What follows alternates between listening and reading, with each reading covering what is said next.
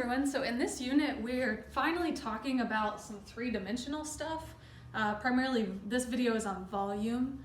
I kind of hate that out of all the units, there's only like one that has to do with three-dimensional things because we live in a three-dimensional world, so I wish more of the standards covered this stuff. I personally enjoy this content, but that is not the case. Also, you probably covered some of this in 7th grade, so just know that we're kind of getting back to some of that stuff. I know it's been a while.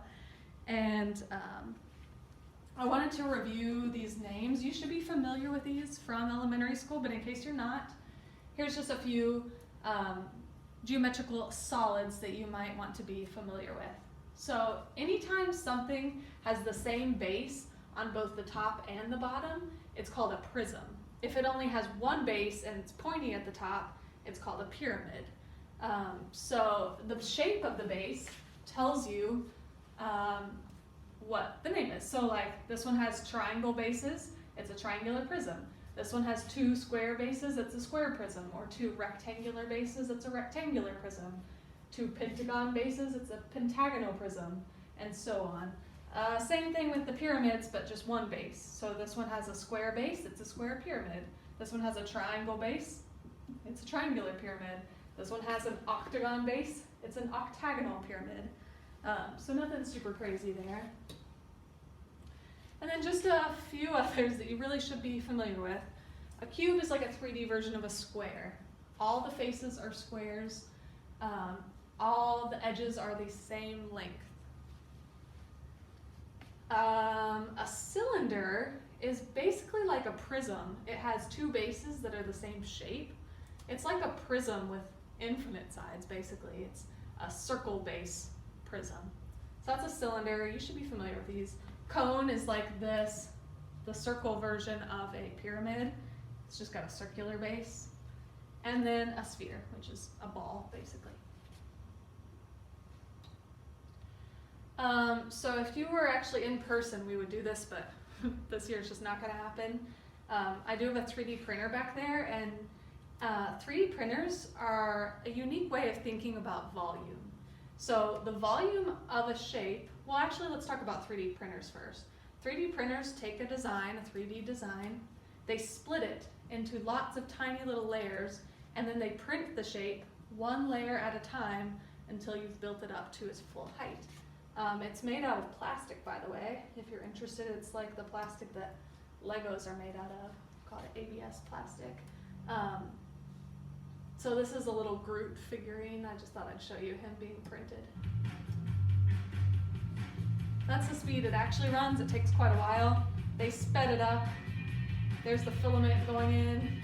And see how it's creating one layer at a time, building up this shape. So keep that idea in mind.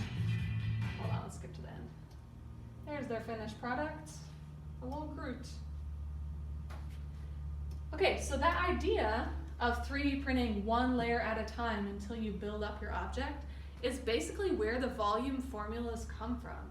The volume formula for a cylinder in particular says basically take whatever the base is, in this case it's a circle, and multiply it by whatever the height is. That works for any prism or cylinder. We call it big B for the big base, the area of this base, times the height. And that's because like whatever the area of that first circle is, you do it over and over and over h times, basically, the height number of times.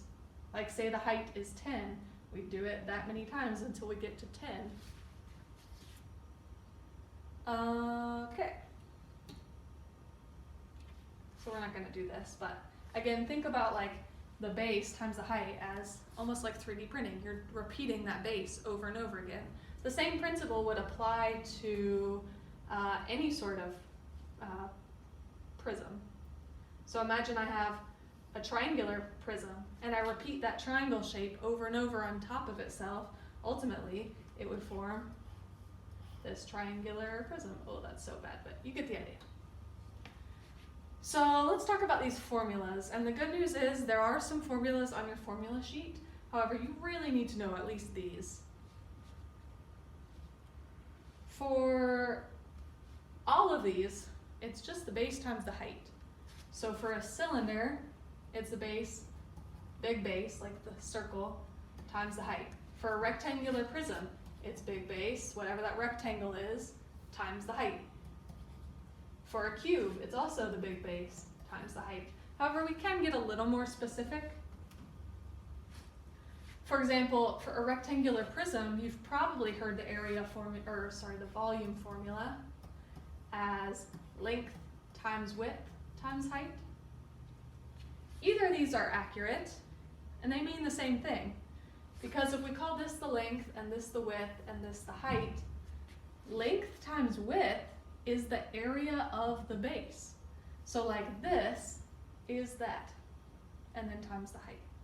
So either of these are fine, however you want to think about it, but just length times width times the height. Basically, you do the length width number of times, and then you do that height number of times. A cube, we could get even more specific. The base is the length times the width times the height, except for in a cube, whatever the length is, it's the same for this and also for the height. So the length, width, and height are all the same, and so we could actually just call it, whatever that length is, cubed.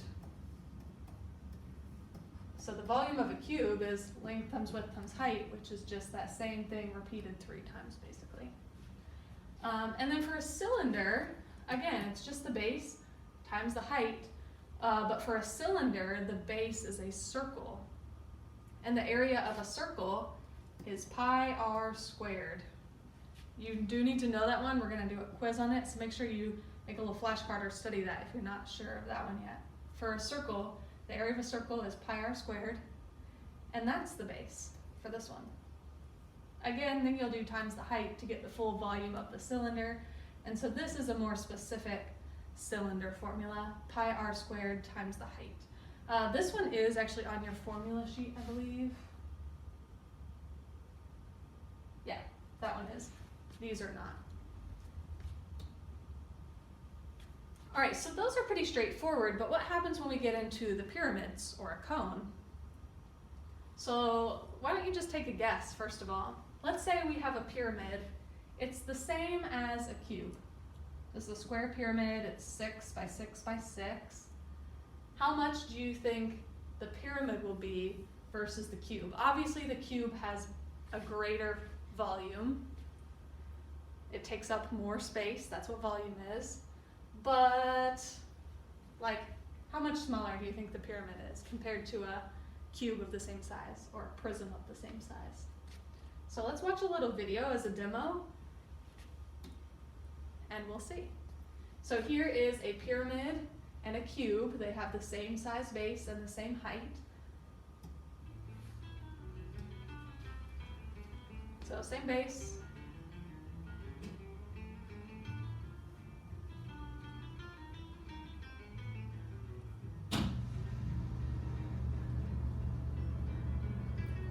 So there's 1 pyramid's worth filled up to here of volume, 2 pyramids worth,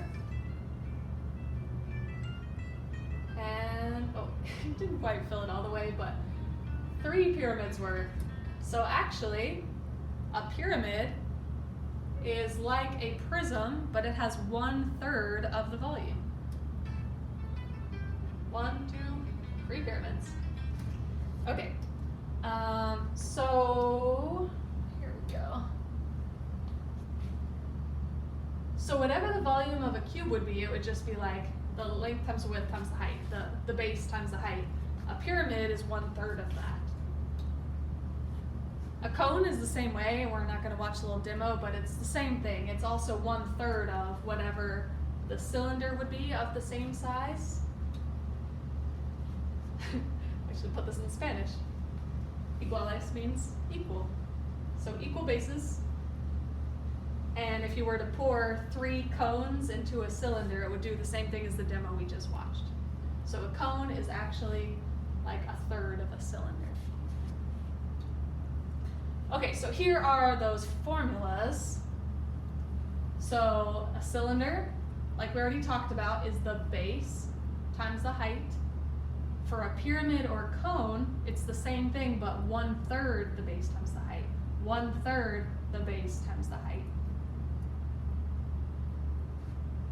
In a pyramid, it depends on what shape the base is. So the base might be a triangle, and you have to find the area of the triangle. The base might be a square, the base might be a rectangle, and you have to find the area of the base times the height and then do 1/3, or divide it by 3. A sphere, we'll talk about where this comes from in a few days, but a sphere's formula is a little weird. It's 4/3 pi r cubed, not pi r squared like we usually do, but pi r cubed. So be careful with that one. And these are all on your formula sheet, so feel free to just use those. You don't have to memorize them, but it's helpful to know. Definitely this one, and maybe these as well. So let's practice this a bit. What is the volume of a cylinder with a radius of 3, radius being from center to the edge, so that's 3, and a height of 9? So I'll just use the formula.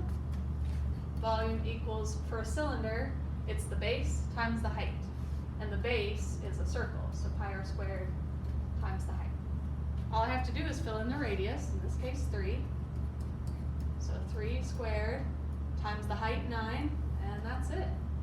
You could put all that in your calculator. It would be 9 times 9, which is 81 times pi. This might be the answer choice, 81 pi. Or if we want to get a decimal out, we can use the pi button in our calculator, 81 times pi, and that is 254.47 approximately.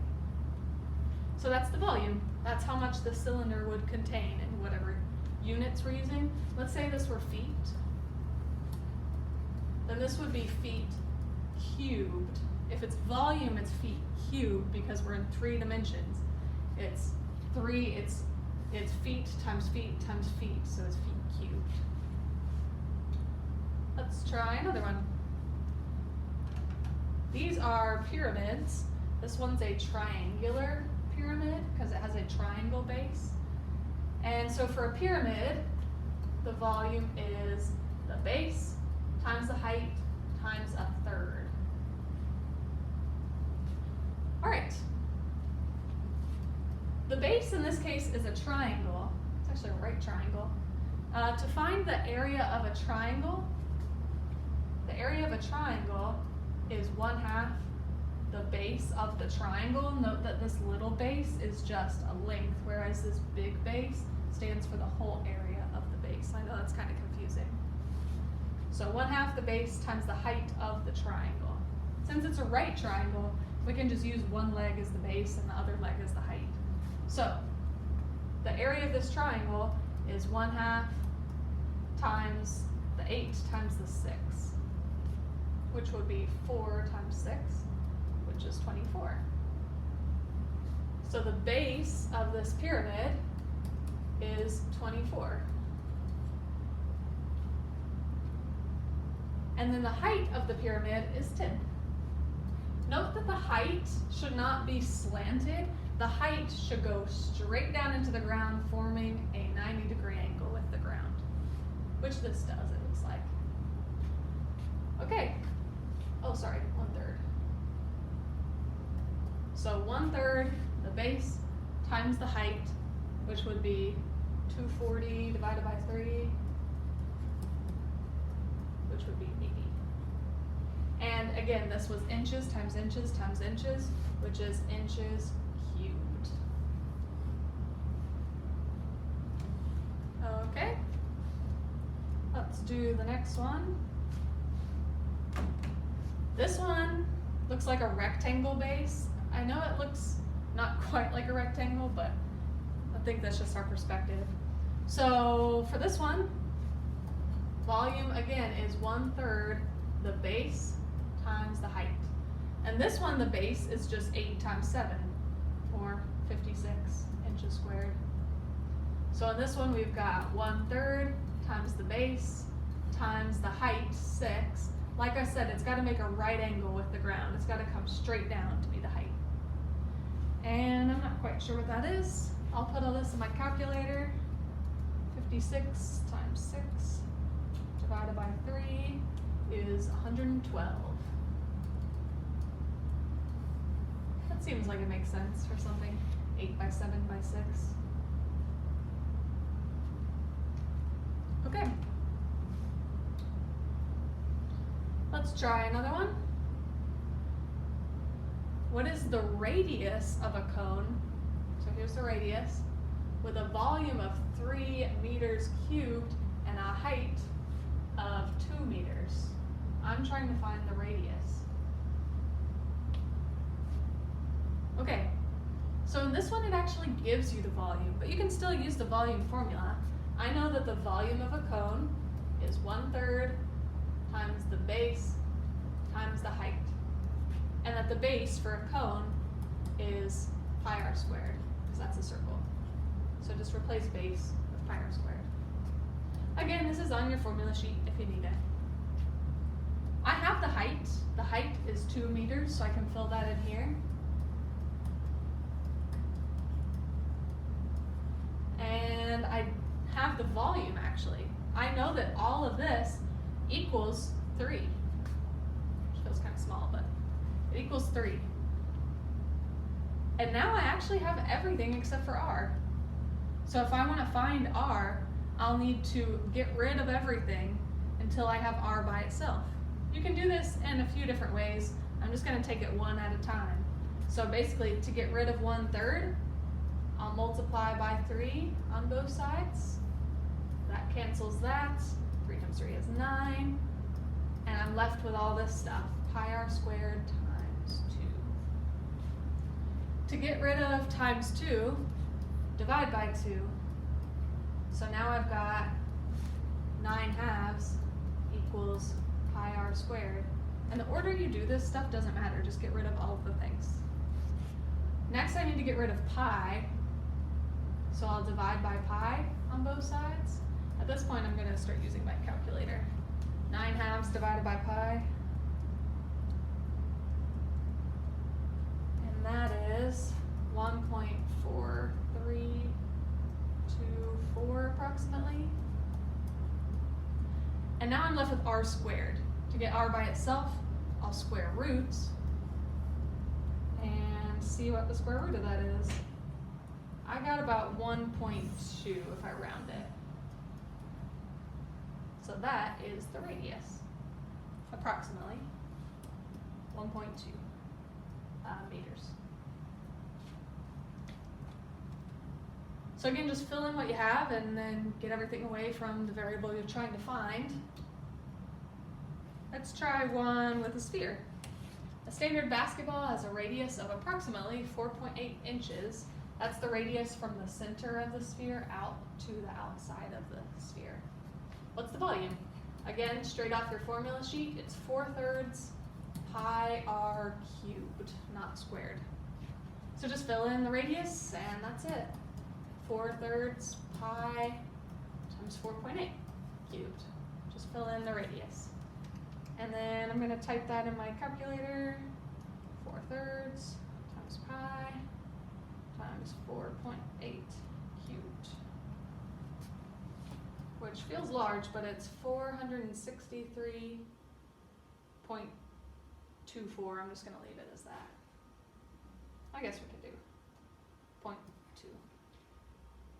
And that's inches cubed. So that's the volume of a standard basketball in cubic inches. Okay, so that's a few examples. The next thing I want to talk about is something called Cavalieris Principle. It's actually a very straightforward principle, and you can demonstrate this with a stack of coins. I don't know if you can see this.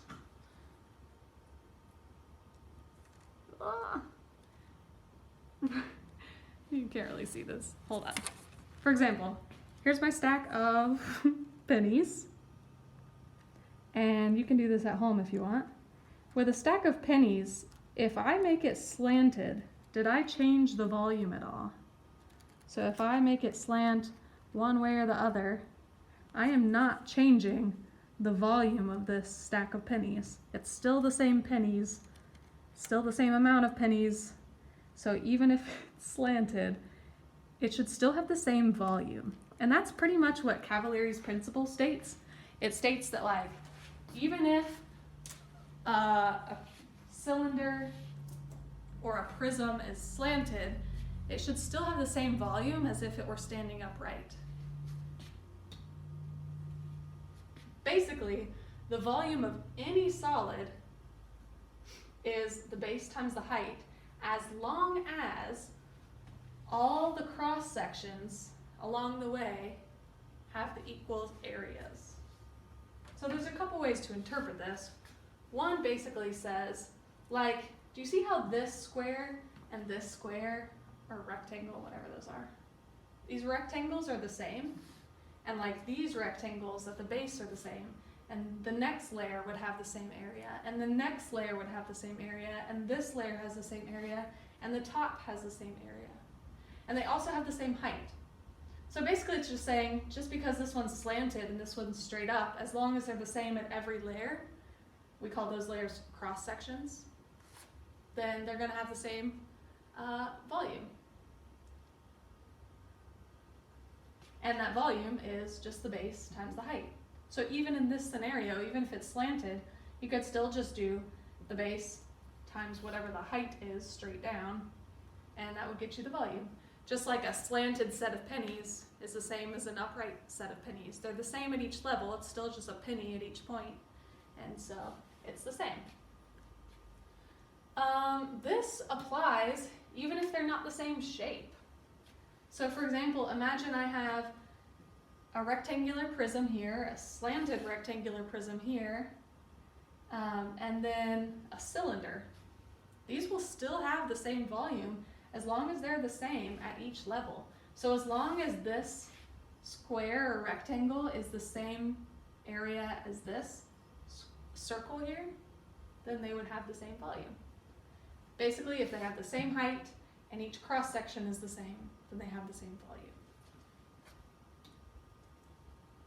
A couple words to introduce you to here. If a cylinder or prism is standing upright, we literally call it right. Like this would be a right cylinder. That's because it makes a right angle with the ground. So it's called a right cylinder. If you ever have one of these slanty shapes, we call it oblique. So this right here is an oblique cylinder, and that literally just means slanty, for lack of a better word. It does not make a right angle with the ground. So if you ever hear right or oblique, oblique means slanted. But again, Cavalieris Principle says that these two shapes, since they have the same height and they're the same at each cross section, they have the same volume. This works with prisms as well. Again, this is called oblique because it's slanted. This one's called a right prism because it makes a right angle with the ground. And they have the same height. Remember, height is sometimes called altitude, like the height of a plane is called its altitude. So if you ever see altitude, it just means height. So what is the volume of an oblique cylinder, so slanted, with a radius of 3 and a height of 9? This is the same as that first example we did. It's going to have the same volume.